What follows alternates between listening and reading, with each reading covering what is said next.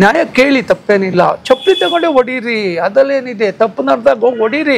ಹೊಡಿತೀನಿ ಅಂತ ಹೇಳಬೇಡಿ, ಹೊಡೆದ್ಬಿಟ್ಟು ಹೇಳಿ.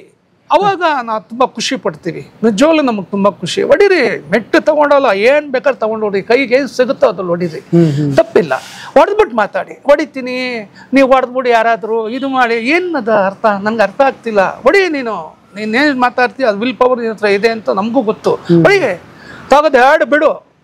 ಒಂದ್ 4 ಜನಕ್ಕೆ ಉದಾಹರಣೆ ಆಗ್ಲಿ, ಮಾತುಗಳು ಉದಾಹರಣೆ ಆಗ್ಬಾರ್ದು. ಬುದ್ಧಿ ಹೇಳಕ್ಕೆ ಏನ್ ಸಹ ಬೀದಿಗೆ ಒಬ್ಬ ಸಿಗ್ತಾನೆ ಇವತ್ತು. ಕೆಲಸ ಮಾಡ್ಬೇಕು, ಹೊಡಿಬೇಕು, ಮೆಟ್ಟು ತಗೊಂಡು ಹರಿಯೋವರೆಗೂ ಹೊಡಿಬೇಕು. ಆವಾಗ ನೀವು ಗುಡ್, ಒಳ್ಳೇದು ಅಂತ ನನ್ಗನ್ಸುತ್ತೆ. ಬಟ್ ನಟಿಯರು ಈ ವಿಚಾರದಲ್ಲಿ ನೋಡಿ, ಆಗಿನ ಕಾಲದಲ್ಲಿ ನಿಮ್ಮ ಕಾಲಘಟ್ಟದಲ್ಲಿ ಸರ್, ನೀವು ಸಿನಿಮಾಗಳು ಮಾಡ್ತಿದ್ದ ಕಾಲಘಟ್ಟದಲ್ಲಿ ಇವನ್ ಈ ಕಲಾಸಿಪಾಳ್ಯ ಆಗಿರ್ಬೋದು, ಬೇರೆ ಸಿನಿಮಾಗಳು ಆಗಿರ್ಬೋದು, AK-47 ಆಗಿರ್ಬೋದು, ಈ ಥರ ಸಿನಿಮಾಗಳಲ್ಲಿ ಕ್ಯಾರವ್ಯಾನ್ಗಳ ವ್ಯವಸ್ಥೆ ಹೇಗಿತ್ತು ಅನ್ನೋ ಗೊತ್ತಿಲ್ಲ ಸರ್ ನನಗೆ. ಈಗಿನ ಕಾಲಘಟ್ಟಕ್ಕಂತರೂ ಆ ರೀತಿಯಾದಂಥ ಫೆಸಿಲಿಟೀಸ್ಗಳೆಲ್ಲ ಇದೆ.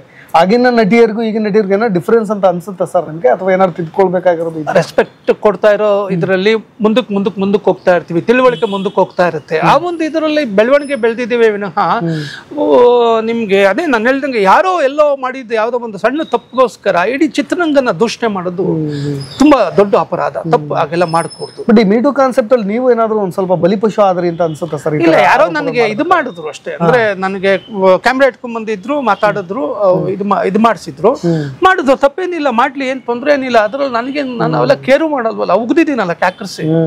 ನಾನು ತಪ್ಪು ಮಾಡಿದ್ರೆ ಮೆಡ್ತಾವ್ ನೋಡಿ, ಅದ್ರ ಬಗ್ಗೆ ನೋಡ್ಬಿಟ್ಟು ನಾನ್ ತಪ್ಪು ಮಾಡಿದ್ರು ಹೊಡೀರಿ, ಮಕ್ಕೂಗಿರಿ, ಕ್ಯಾಕರ್ಸಿ, ಬೀದಿಲ್ ನಿಲ್ಸಿ. ನಾನು ಅದೆಲ್ಲ ಏನು ಹೇಳಲ್ಲ. ನಾನು ಅದ್ರ ಬಗ್ಗೆ ನಾನು ಹೆಣ್ಮಕ್ಳಿಗೆ ತುಂಬಾ ಗೌರವ ಕೊಡೋನು. ನಮ್ಮ ಸಿನಿಮಾಗಳಲ್ಲಿ ನೋಡಿ ನೀವು. ಬಟ್ ನೀವಾಗ ನೀವೇ ಮಾಡಿ, ನೀವಾಗ ನೀವೇ ಮೈ ಮೇಲೆ ಬಿದ್ದು ಮಾಡ್ತೀನಿ ಇದೆಲ್ಲ ಅಂತ ಆಗ್ಲೂ ಕೂಡ ನಾನು ತಪ್ಪು ಮಾಡ್ದವನಲ್ಲ. ನಂಗೆ ತುಂಬಾ ಜನ ಫ್ಯಾನ್ಸ್ ಹುಟ್ಟಿದ್ದೆ ಅವಾಗ್ಲೇನೆ. ತುಂಬಾ ಜನ ಕರ್ನಾಟಕದಲ್ಲಿ. ಸರ್, ಓಂ ಪ್ರಕಾಶ್ ಅವರೇ, ನಿಮ್ಮ ಬಗ್ಗೆ ಅವ್ರು ಮಾತಾಡ್ತಿರೋದು, ನೀವು ಅಲ್ಲಿ ಮಾತಾಡ್ತಿರೋದು ವ್ಯತ್ಯಾಸ ಇದೆ. ಏನೋ ಇದು ಮಾಡ್ತಾ ಇದ್ದಾರೆ, ಇದಾಗ್ತಿದೆ ಅಂತ ನಮಗೆ ಗೊತ್ತು ಸರ್, ಡ್ರಾಮಾ ನಡೀತಿದೆ ಅಂತ ಹೇಳ್ಬಿಟ್ಟು ಅಂತೇಳಿ ನಂಗೆ ತುಂಬಾ ಜನ ಹೆಣ್ಮಕ್ಳು ನನಗೆ ಬಂದು ಧೈರ್ಯ ಹೇಳಿದ್ದವರೇ ಹೆಣ್ಮಕ್ಳೇ. ನನಗದು ಇದು ಅವೆಲ್ಲ ನಾನು ಕೇರ್ ಮಾಡಲ್ಲ ಸರ್. ನಾನು ಅವೆಲ್ಲ ತಪ್ಪು ಮಾಡಿದ್ರೆ ಇದೆ, ಪೊಲೀಸ್ ಇದ್ದಾರೆ ಕೇಳಕ್ಕೆ, ಕಂಪ್ಲೇಂಟ್ ಕೊಡಿ, ಜೈಲ್ಗೆ ಹಾಕಿ, ಅದಕ್ಕೆ ನಿಂತೆ. ಕೋರ್ಟ್ ಇಲ್ವಾ? ಕೋರ್ಟ್ ಎಲ್ಲ ಸತ್ತೋಗ್ಬಿಟ್ಟಿದ್ಯಾ? ಮತ್ತೆ ಜಡ್ಜ್ ಇದಾರೆ ತಾನೆ, ಅವ್ರಿಗಿಂತ ನಾವು ಗೌರವ ಕೊಡ್ತೀವಿ ತಾನೆ, ಕಾನೂನು ಬೆಲೆ ಕೊಡ್ತೀವಿ ತಾನೆ. ಕಂಪ್ಲೇಂಟ್ ಕೊಡಿ, ಕ್ಯಾಕರ್ ಸುಗ್ಸಿ ತೆಗೆದು ಒಳಗಡೆ ಹಾಕ್ಸಿ ಹೇಳ್ತೀನಿ ಅವನ ಅಕ್ಕನ, ಯಾವನಾದ್ರೂ ಪರವಾಗಿಲ್ಲ, ತಪ್ಪೇನಿಲ್ಲ ಅದರಲ್ಲಿ. ನಾನು ಹೆಣ್ಮಕ್ಳಿಗೆ ತುಂಬ ಗೌರವ ಕೊಡುವಂಥ ವ್ಯಕ್ತಿ ಸರ್. ನಾನು ಅದಕ್ಕೆ ನಮ್ಮ ಸಿನಿಮಾಗಳಲ್ಲಿ ಎಲ್ಲ ಹೆಣ್ಮಕ್ಳು 3 ಸಿನಿಮಾ, 4 ಸಿನಿಮಾ, 5 ಸಿನಿಮಾ, 6 ಸಿನಿಮಾ ಈ ಥರ ಮಾಡಿದ್ದಾರೆ. ನನ್ನ ಮೇಲೆ ರೆಸ್ಪೆಕ್ಟ್ ಇಲ್ಲದೆ ಮಾಡಿದಾರ? ನನ್ನ ಮೇಲೆ ರೆಸ್ಪೆಕ್ಟ್ ಇಟ್ಕೊಂಡೇ ಮಾಡಿರೋದು. ಓಂ ಪ್ರಕಾಶ್ ಯಾರು ಅಂತ ಅವ್ರಿಗೆ ಚೆನ್ನಾಗಿ ಗೊತ್ತು. ಬೇರೆ ಯಾರೋ ಕಿಡಿಗಡಿಗಳು ಯಾರೋ ಮಾತಾಡ್ತಾರೆ ಅನ್ನೋದು ನಾನು ಕೇರೂ ಮಾಡಲ್ಲ ಸರ್. ನಾನು ಅದ್ರ ಬಗ್ಗೆ ಯೋಚನೆ ಕೂಡ ಮಾಡಲ್ಲ. ನಾನು ಮಾಡ್ತಾರೆ, ಮಾಡಲಿ ಬಿಡಿ. ಅವ್ರವ್ರ ಹೆಸರಿಗೋಸ್ಕರ, ಕೆಲವ್ರು ಚಾನಲ್ಗಳ್ಗೆ ಹೆಸರಿಗೋಸ್ಕರ ಕೆಲವರೆಲ್ಲ ಮಾಡಿದ್ದಾರೆ, ಮಾಡೋದಕ್ಕೆ ಇಲ್ಲ. ಅದಕ್ಕೆಲ್ಲ ನಾವೆಲ್ಲ ಯೋಚನೆ ಮಾಡ್ಬೋದು. ನಾವು ತಪ್ಪು ಮಾಡಿದ್ದೀವ, ಅದಕ್ಕೆ ತಲೆ ತಗ್ಸೋಣ. ನಾವು ತಪ್ಪೇ ಮಾಡಿಲ್ಲ ಅಂದಾಗ ತಲೆ ತಗ್ಸೋಂಥದ್ದು ಏನಿದೆ?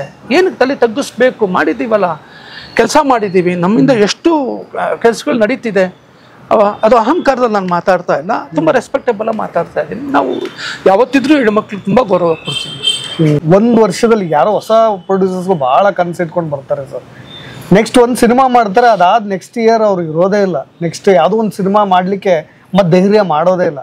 ಅಂದರೆ ಎಲ್ಲೋ ಭಾಳ ಸರಿ ನಿರ್ಮಾಪಕರುಗಳಿಗೆ ಅದೊಂದು ಮಾರ್ಕೆಟಿಂಗ್ ಸ್ಕಿಲ್ ಗೊತ್ತಿರಲ್ವಾ, ಅಥವಾ ಸಿನಿಮಾ ಅಂತ ಗೊತ್ತಿರೋರು ಪ್ರೊಡ್ಯೂಸಿಂಗ್ ಮಾಡಕ್ಕೆ ಬರ್ಬೇಕಾ? ಏನು ಇದರಲ್ಲಿ ಡಿಫ್ರೆನ್ಸ್ ಅಂತ ಅನ್ಸುತ್ತೆ ಸರ್? ನಾನು ದುಡ್ಡು ಹಾಕ್ತೀನಿ ಅಂತ ಅಂದಾಗ ಫಸ್ಟು ನಾನು ಏನಕ್ಕೆ ದುಡ್ಡು ಹಾಕ್ತಾ ಇದ್ದೀನಿ?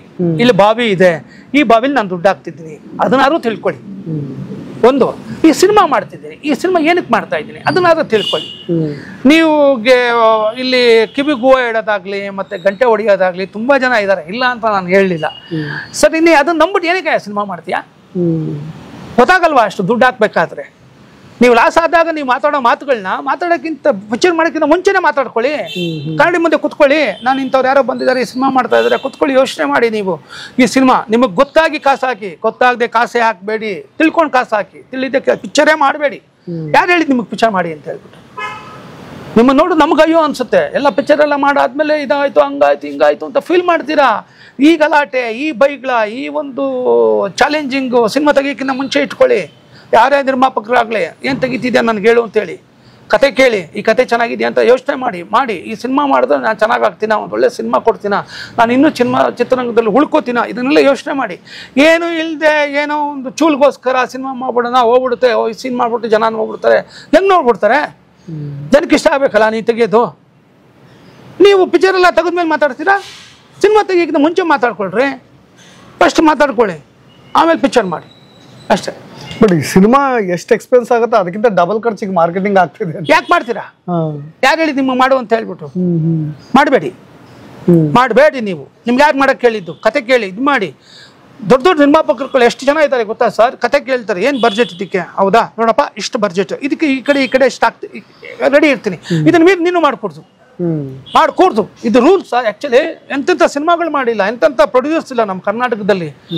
ಯಾರೋ ಎಲ್ಲ ನೀವುಗಳು ಮಾಡೋ ತಪ್ಪಿಗೆ ಬೇರೆಯವ್ರಿಗೆಲ್ಲ ಬೈತೀರಾ, ನೀವುಗಳು ಮಾಡೋ ಅಚಾತುರ್ಯಕ್ಕೆ ಬೇರೆ ಪ್ರೇಕ್ಷಕರನ್ನ ಬೈತೀರಾ, ಮತ್ತು ಮೀಡಿಯಾ ಇವ್ರನ್ನ ಸಿನಿಮಾದವ್ರನ್ನ ಬೈತೀರಾ, ಎಲ್ಲ ಬೈತೀರಾ. ಫಸ್ಟ್ ನಿಮ್ಮನ್ನು ನೀವು ಬೈಕೊಳ್ಳಿ, ನಿಮ್ಮನ್ನು ನೀವು ಬೈಕೊಂಡು ಒಂದು ಒಳ್ಳೆ ಸಿನಿಮಾ ಕೊಡಿ, ಆ ಸಿನಿಮಾನ ಜನ ನೋಡೇ ನೋಡ್ತಾರೆ.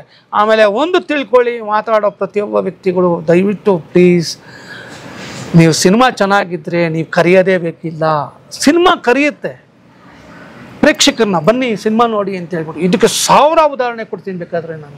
ಚೆನ್ನಾಗಿಲ್ಲದೆ ಇರೋ ಸಿನಿಮಾ ಓಡಲ್ಲ, ಅದು ಚೆನ್ನಾಗಿಲ್ಲ ಅಂತಲೇ ಅರ್ಥ. ಪಿಕ್ಚರ್ ಚೆನ್ನಾಗಿದ್ರೆ ಓಡುತ್ತೆ, ಇದು ಎಥಿಕ್ ಅಷ್ಟೇ. ನಿಮ್ದು ಪ್ರೊಡಿಕ್ಷನ್ ಚೆನ್ನಾಗಿದೆ ಸರ್. ಭಾಳ ಸಿನಿಮಾಗಳು ನೀವು ಆ ಥರ ಪ್ರೆಡಿಕ್ಟ್ ಮಾಡಿದ್ದೀರಾ, ಈ ಸಿನಿಮಾ ಓಡುತ್ತೆ, ಈ ಸಿನಿಮಾ ಓಡಲ್ಲ ಅಂತ. ಆ ಥರ ಸಿನಿಮಾಗಳು ಯಾವ ಸರ್?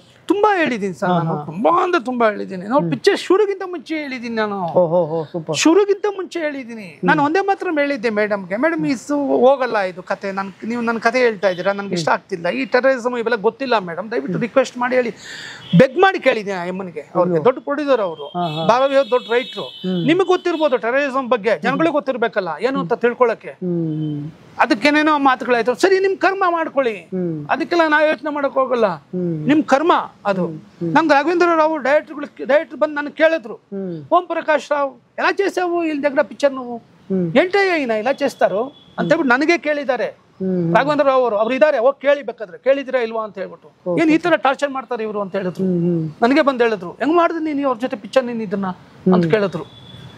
ಬೇರೆಯವರು ಅವ್ರವ್ರ ಇದಕ್ಕೆ ಅವ್ರವ್ರು ಇದಕ್ಕೋಸ್ಕರ ಏನ್ ಬೇಕಾದ್ರೆ ಮಾತಾಡ್ಕೋತಾರೆ, ಅವೆಲ್ಲ ಕೇರ್ ಮಾಡಲ್ಲ ನಾನು. ಸಿನಿಮಾ ಗೌರವ ಕೊಡೋನು. ಇವತ್ತು ಅದಕ್ಕೆ ಸಿನಿಮಾ ಮಾಡ್ತಾ ಇದ್ದೀನಿ, 3-4 ಸಿನಿಮಾ ಮಾಡ್ತಾ ಇದ್ದೀನಿ ನಾನು. ನೀನ್ ಮಾಡ್ತಿದ್ಯಾ ಅದು ಯೋಚನೆ ಮಾಡಿ ಫಸ್ಟ್. ನೀನ್ ಸಿನಿಮಾದಲ್ಲಿ ಇದೆಯಾ, ಸಿನಿಮಾ ಮಾಡ್ತಿದ್ಯಾ, ಅವಾಗ ಮಾತಾಡು. ಸಿನಿಮಾದಲ್ಲಿ ಇದ್ದು ಸಿನಿಮಾ ಮಾತಾಡಿ. ಸಿನಿಮಾ ಮಾಡಿದೆ, ಏನೂ ಮಾಡಿದೆ, ಕೆಲಸ ಮಾಡಿದೆ, ಏನೂ ಮಾಡಿದೆ, ಸುಮ್ಮನೆ ನಿಮ್ಮ ಬೂಟಾಟಿಕೆಗೋಸ್ಕರ, ನಿಮ್ಮ ದೌಲತ್ಗೋಸ್ಕರ ಏನನ್ನೋ ಮಾತಾಡ್ಕೊಂಡ್ರೆ ಅದೊಂಬಲ್ಲ ಮಾತಲ್ಲ ಅದು. ಬಟ್ ಹುಚ್ಚ ಸಿನಿಮಾನು ನಿಮ್ಮ ಪ್ರೆಡಿಕ್ಷನ್ ಹಂಗೆ ಇತ್ತಂತೆ, ಈ ಸಿನಿಮಾ ಹಿಟ್ ಆಗುತ್ತೆ ಅಂತ ಹೇಳಿ? ಹೌದು ಸರ್, ನಾನು ಹೇಳಿದ್ದೆ ಸರ್, ಮುಂಚೆನೇ ಹೇಳಿದ್ದೆ. ಫಸ್ಟ್ ಆ್ಯಕ್ಚುಲಿ ನಾನು ಮಾಡಲ್ಲ ಅಂತ ಹೇಳಿದ್ದೆ ಆ ಪಿಕ್ಚರ್, ನಾನು ಓಡಲ್ಲ, ನಾನು ಡೈರೆಕ್ಟ್ ಮಾಡಿದ್ರೆ ನಾನು ಚೆನ್ನಾಗಿ ಮಾಡಲ್ಲ ಅಂತಲೇ ಹೇಳಿದ್ದೆ. ಒಂದು 3 days ನನಗೆ ರೀಮೇಕ್ ಮಾಡಕ್ಕೆ ಬರಲ್ಲ ಸರ್ ಆ್ಯಕ್ಚುಲಿ. ಅವಾಗ ಆ ಟೈಮ್ ಇಷ್ಟ ಇಲ್ಲ. ಆಮೇಲೆ ಒಂದು ಒಳ್ಳೆ ಸಿನಿಮಾ ಹಾಳು ಮಾಡ್ತೀನಿ ನಾನು, ತುಂಬ ಭಯ ಆಯಿತು ನನಗೆ. ಆಮೇಲೆ ಹೇಳಿದೆ, ಬೇಡ ಎಸ್ಮೈದವ್ರನ್ನ ಹಾಕ್ಕೊಳ್ಳಿ, ಅವ್ರ ಡೇಟ್ ಇದೆ ನಿಮ್ಮ ಹತ್ರ, ನೀವು ಮಾಡ್ಕೊಳ್ಳಿ ಪಿಕ್ಚರ್ನ, ನನಗೆ ಯಾಕೋ ಈ ಸಿನಿಮಾ ಮಾಡೋಕ್ಕಾಗ್ತಾಯಿಲ್ಲ, ರೀಮೇಕ್ ಒಳ್ಳೆ ಸಿನಿಮಾ ಇದು ಅಂತ. ಆವಾಗ ತುಂಬ ಜನ ಎಲ್ಲರೂ, ಸುದೀಪ್ ಅವರು ಮತ್ತು ಎಲ್ಲರೂ, ಇಲ್ಲ ಸರ್ ಇಲ್ಲ ಮಾಡಿ, ಯಾಕೆ ಹಾಗೆ, ಅವ್ರಿಗೆ ತುಂಬ ಇದಿತ್ತು ನಾ ಡೈರೆಕ್ಟ್ ಮಾಡಬೇಕು ಅಂತೇಳಿ. ಸರಿ, ನನಗೊಂದು ಐಡಿಯಾ ಮಾಡಿ ಒಂದು 10 days ಬಿಟ್ಬಿಡಿ ಅಂದೆ. ಬಿಟ್ಬಿಡಿ, ಈ ಸಿನಿಮಾನ ಕನ್ನಡಕ್ಕೆ ಹೆಂಗೆ ತರಬೇಕು ಅಂತ ಫಸ್ಟ್ ಯೋಚನೆ ಮಾಡ್ತೀನಿ, ಆಮೇಲೆ ಕೆಲಸ ಮಾಡೋಣ ಅಂಥೇಳಿ. ಶಿವ ಅಂತ ತೆಲುಗು ಪಿಕ್ಚರ್ ಬಂದಿತ್ತು ನಾಗಾರ್ಜುನ ಅವ್ರದ್ದು, ಅದು ಕನ್ನಡಕ್ಕೆ ರೀಮೇಕ್ ಆಗಿರಲಿಲ್ಲ. ಆ ಪಿಕ್ಚರ್ನ ಮನ್ಸಿಗೆ ಹಾಕ್ಕೊಂಡು, ಈ ಸಿನಿಮಾ ತೆಗೆದು ಇದಕ್ಕೆ ಹಾಕೋಣ, ಚೆನ್ನಾಗಿರುತ್ತೆ, ಫಸ್ಟ್ ಹಾಫ್ ಇದು ಮಾಡೋಣ, ಸೆಕೆಂಡ್ ಹಾಫ್ ಸಣ್ಣ ಸಣ್ಣ ವಿಷಯಗಳೆಲ್ಲ ಇದೆ, ಇದೆಲ್ಲ ಚೇಂಜ್ ಮಾಡ್ಕೊಳ್ಳೋಣ, ನಮ್ಮ ಕನ್ನಡ ನೇಟಿವಿಟಿಗೆ ಹೆಂಗೆ ತಂದರೆ ಚೆನ್ನಾಗಿರುತ್ತೆ ಅಂಥೇಳಿ ಎಲ್ಲ ಸುತ್ತಳತೆ ಮಾಡಿ ಡಿಸ್ಕಸ್ ಮಾಡಿದ್ದು ಸರ್. ಅವತ್ತೇ ಅನ್ನಿಸ್ತು ಪಿಕ್ಚರ್ ದೊಡ್ಡ ಹಿಟ್ಟಾಗುತ್ತಿದ್ದು ಅಂತೇಳಿ. ಆಮೇಲೆ ಸಾಂಗು ಸಹ ಅಷ್ಟೇ, ರಾಜೇಶ್ ಹನುಮಂತ್ ಅವ್ರಿಗೆ ಹೇಳಿದೆ, ನೀವು ಅದನ್ನು ತೆಗೆದು ಸೇಮ್ ಸಾಂಗ್ ರೀಮೇಕ್ ಮಾಡಿ ನೀವೇ ಬೇಕಾ, ನಾನೇ ಸಾಕು, ಯಾರೋ ಇದು ಕೀಬೋರ್ಡ್ ಪ್ಲೇಯರ್ ಇಟ್ಕೊತೀನಿ, ಇದು ಮಾಡ್ತೀನಿ, ನಾನು ಮಾಡ್ತೀನಿ, ನೀವು ಮಾಡೋದಕ್ಕೆ ನಿಮ್ತನ ಅನ್ನೋದೇನು ಬೇಕಲ್ಲ. ಈ ಕನಸುಗಾರ ಮತ್ತು ಯಜಮಾನ ಅವರೇ ಮಾಡಿದ್ದಿದ್ದು ಸಾಂಗು, ಎಲ್ಲ ಸೇಮ್ ಸಾಂಗೇ ಮಾಡಿದ್ರು. ಅದೆಲ್ಲ ದೊಡ್ಡ ವಿಷಯ ಅಲ್ಲ ಸರ್, ನಿಮ್ತನ ನೀವೇ ಮಾಡಿ, ನೀವು ಮ್ಯೂಸಿಕ್ ಡೈರೆಕ್ಟರ್ ತಾನೆ ಈ ಪಿಕ್ಚರ್ಗೆ, ನಿಮ್ತನ ಅನ್ನೋದೇನ ತೋರಿಸಿ, ಒಂದು ಸಾಂಗ್ ಆದರೂ ಮಾಡಿ ಅಂತ ಹೇಳ್ಬಿಟ್ಟು ಅವ್ರಿಗೆ ಹೇಳಿ, ಉಸಿರೇ ಸಾಂಗ್ನ ಟ್ಯೂನ್ ಹಾಕ್ಸಿ ಅದು ಮಾಡಿಸಿ ಆಮೇಲೆ ಮಾಡಿದ್ದು. ಕೆಲಸದಲ್ಲಿ ನಾನು ಯಾರನ್ನೂ ಇದು ಮಾಡಲ್ಲ ಸರ್, ಯಾರನ್ನೂ ಕೇರ್ ಮಾಡಲ್ಲ, ಕೆಲಸ ತುಂಬ ಪೂಜ್ಯಭಾವದಿಂದ ನೋಡ್ತೀನಿ ನಾನು. ಸರಿ ತಪ್ಪು ನಾನು ಅಲ್ಲೇ ಯೋಚನೆ ಮಾಡ್ತೇನೆ ಅಷ್ಟೇ, ಯಾರೇ ಬಂದರೂ ಬಿಡಲ್ಲ ನಾನು, ಅದೇನಾದರೂ ಆಗಲಿ.